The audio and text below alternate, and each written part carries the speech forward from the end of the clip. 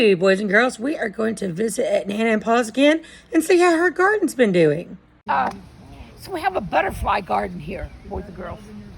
So, actually for butterflies and bees. I don't know if you know this about how important bees are to for our food system. We've talked a little bit about it. Okay, and so bees are becoming more and more are dying off. So people have been encouraged to grow plants that attract bees and butterflies, because I like butterflies. And so this plant right here is called bee balm. It's actually an herb, but bees like it and will eat from it. And then I also have this right here. It's called a butterfly bush, and it attracts butterflies and bees. But then I also have over here some lavender. I have something called a pincushion plant. I don't know if Miss Chrissy can get that, see that little purple flower, if you can see the other side of it. It looks like a pincushion. And bees love to eat those, or to get the nectar from them. And this right here is this lavender? That lavender. This is all lavender. Oh my God. Smells good. Smells so good. Smells really, really. Next, we'll check out her wildflower garden. Flower garden. So these plants right here are called columbine. And you might, Licorice. girl, get out of there. Out. And this is called yarrow. Yarrow. And then these are all daisies. And then if you can see all these little tiny green things, they're not weeds. They're all wildflowers. So all this is going to be a wildflower garden. That'd be pretty. And wildflowers attract bees and butterflies. And so I have a little bird bath there for the birds. Right here I've just started. It's my strawberry tower. Oh, okay.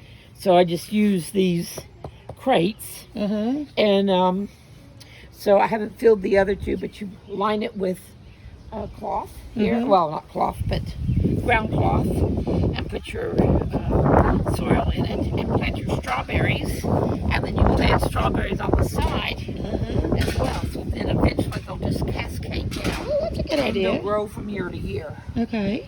Okay.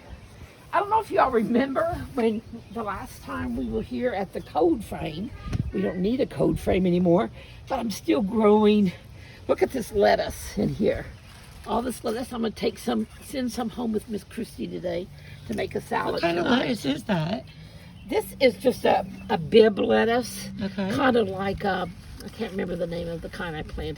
That's second Brittany called and it kind of soft. Okay, we're good. Another kind of lettuce? Here's another kind of lettuce. It's like I don't know if you've ever eaten a salad with more than one shade of lettuce. Here's spinach that I put in salad. And somehow in here grew a cucumber plant. And I have how funny. So a seed must have dropped in there. So I'm just leaving these in here and letting them continue to grow. Love it. Hey, so here we are at the vegetable garden now. So if you'll remember, gosh, Miss Christie, when was that? The last time that we were out here? It was in March, and Yeah, you didn't even have all these buckets or anything. Right. Just a couple of them. Here's so in these buckets are planted tomatoes, and then I have the marigolds here. I think we might have talked about that last time, because the marigolds help keep some bugs away that like to eat on the tomatoes. So this is a strange kind of tomato. They're called tomatillos. They're The little ones? the little green ones. Uh-huh. And then these are purple ones.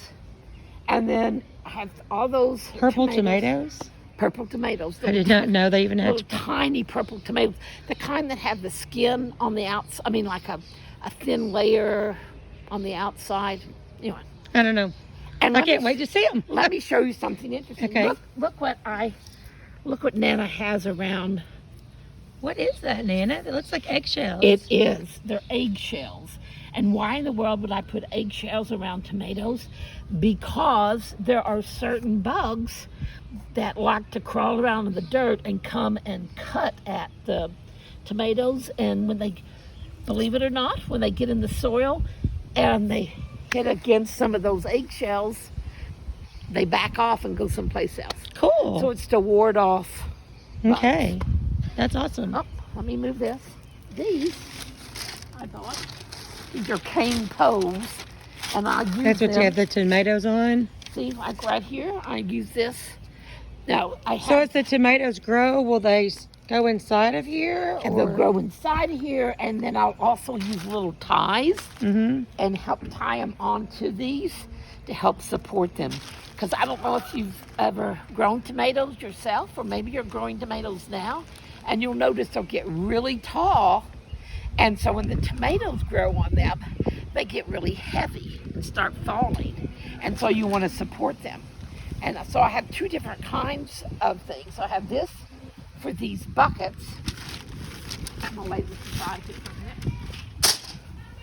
And then look over here. These are actually too close, but these are tomato cages, they're called. So these tomatoes will grow inside of this, and then as they grow, and they'll grow lots of different branches, and I'll tie them up to these so they won't fall over. Cool. You can see When will the tomatoes get taller, Nana? I know you started as, did these start as seeds? These started as seeds. Okay. Some of them I had to restart because When it got cold? when it got real cold, and even though we covered the garden with a pool cover, some of it killed some of them. Okay. So that, and then these are pepper plants here. Oh, I see that. Okay, yeah. See, and these will grow if you like green peppers, or maybe ever seen the orange and the yellow peppers. See this picture, that's what they look like when they're grown. And Anna, do these grow under the ground or on top of the ground? They grow on top of the On ground. top. And you can even see right down in there is a little tiny, tiny pepper. Oh, how fun. Cool. And so this this particular garden, small garden, was all corn. Well, as you can see here, the corn is going to grow tall. And you've probably seen pictures at least of cornfields. We went to the cornfield this last year. Okay, so Cornfield these are all days. corn. It was filled with it, but the between the bugs and the frost, it killed some of them. So I've replanted them, but they have not yet come back up. So now, will these have to have stakes to be tied to, or they No, do okay by themselves? Because you went to a cornfield with the We class? did, the cornfield maze. Okay, do you remember those corn stalks? Were they standing tall on their own? They were very tall. Because they're very, very sturdy. And yeah, a piece of corn is long and heavy, but the way they were created, that they're just going to be tough enough. As delicate as they look here, they'll be good and tough, and they'll stand, like this tall at least. That's awesome. To have the corn on it. Let's go over here and see. Does anybody eat Brussels sprouts? Brussels sprouts? Yep, some of them love Brussels sprouts. These are all Brussels sprouts. So they look kind of like, have like a cabbage leaf. But what happens is they'll get tall, and there'll be a stake filled with little tiny Brussels sprouts all over each one of these plants. Oh, wow. Okay. So 1, 2, 3, 4, 5, 6. So 6 of them. One of them's been eaten some by some bugs. That'll grow a tall stalk that'll probably have 20 or 30 Brussels sprouts on each one. Oh, that's cool. Okay. So this one I planted later, and this is, I call this my salad. Your salad box? Yep, salad box. Because here's more lettuce, and these are radishes. I'll pull some up here in a minute. Yeah. There's spinach in here, and this is kale. Kale's a type of like a lettucey kind of thing too, isn't Yes, it? and it's really good for you. I like kale. Really good for you, especially These in look like smoothies. carrots. Is that And carrots? these are all carrots. Now, do carrots grow out of the ground or under the ground? Let me think. I wonder if any of the boys and girls would know. I bet if you looked in there, they're too tiny now. I think those Let me just look. grow where you're going to end up having a carrot underneath there. They Let's don't see. grow on the top. They look like Let's they're see. just. They don't look much like a carrot, do No, they don't. But look here. There's the roots. But right there, That's going to turn orange and be a carrot. It'd be a big carrot. And this Wow. was just, I thought there was only one thing here, but what is that, 3? Yeah. So I'll be That's planting. 3 different carrots. We definitely want to be careful with those. Yeah. And Nana, what about radishes, top or bottom?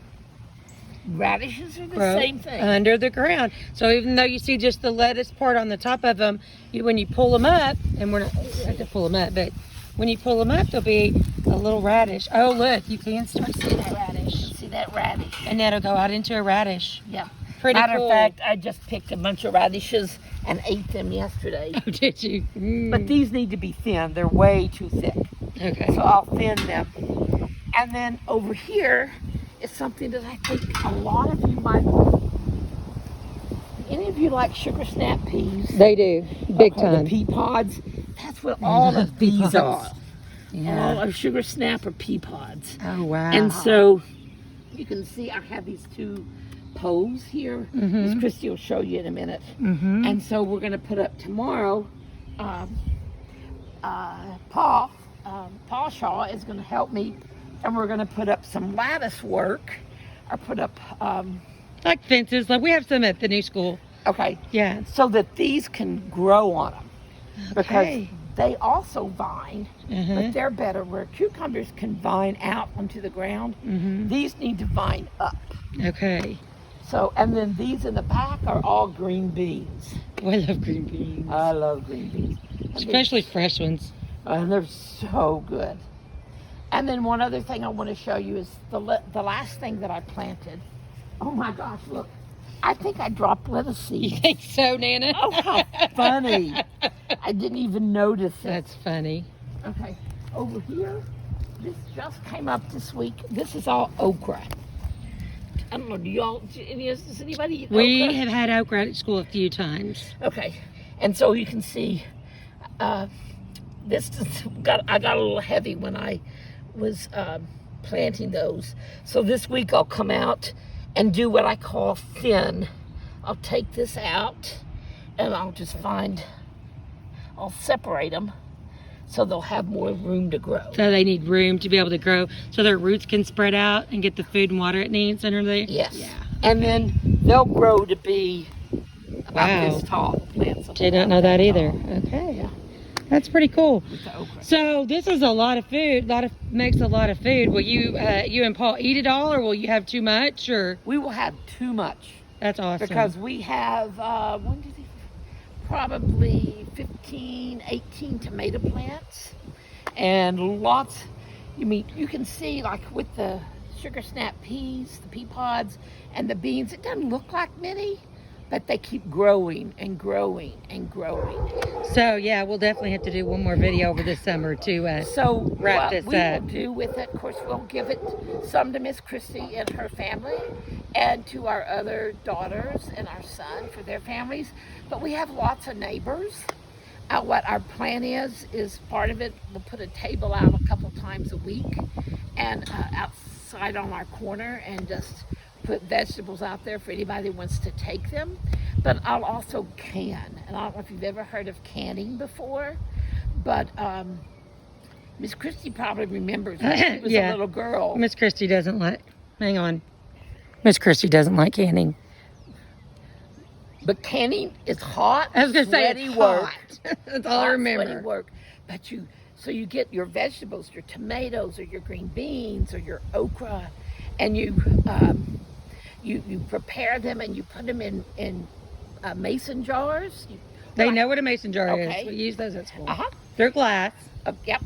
And then you fill it with, depending on what you're doing, like with tomatoes, you just put nothing but tomatoes in the jars, and you put them in something called a water bath canner, because what you have to do is, if you just put them in a jar and put a lid on it, they would spoil.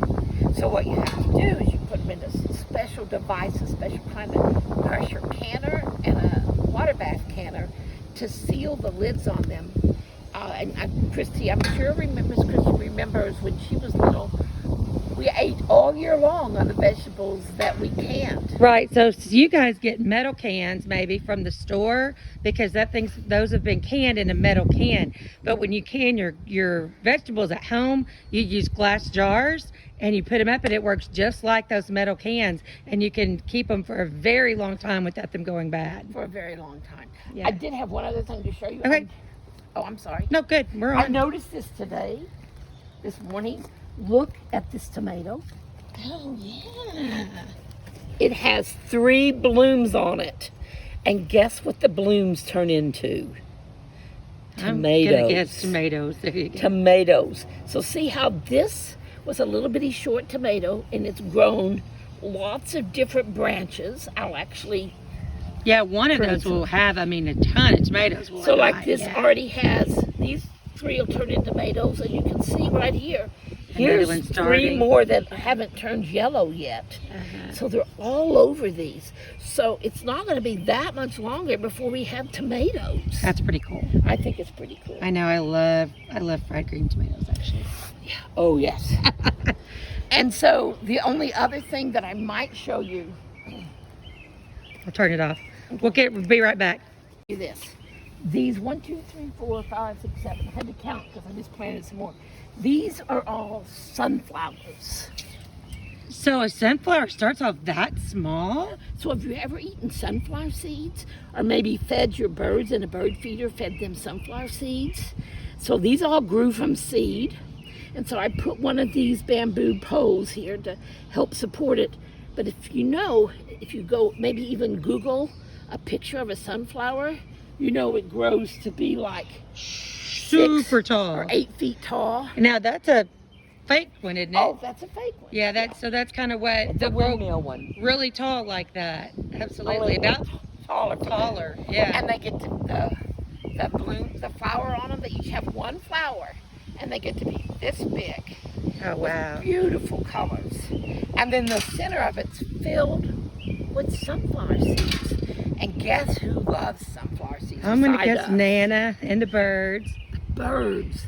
So I grow them for their beauty Jasmine. and because the birds love them. So the Cool. birds think we're wonderful,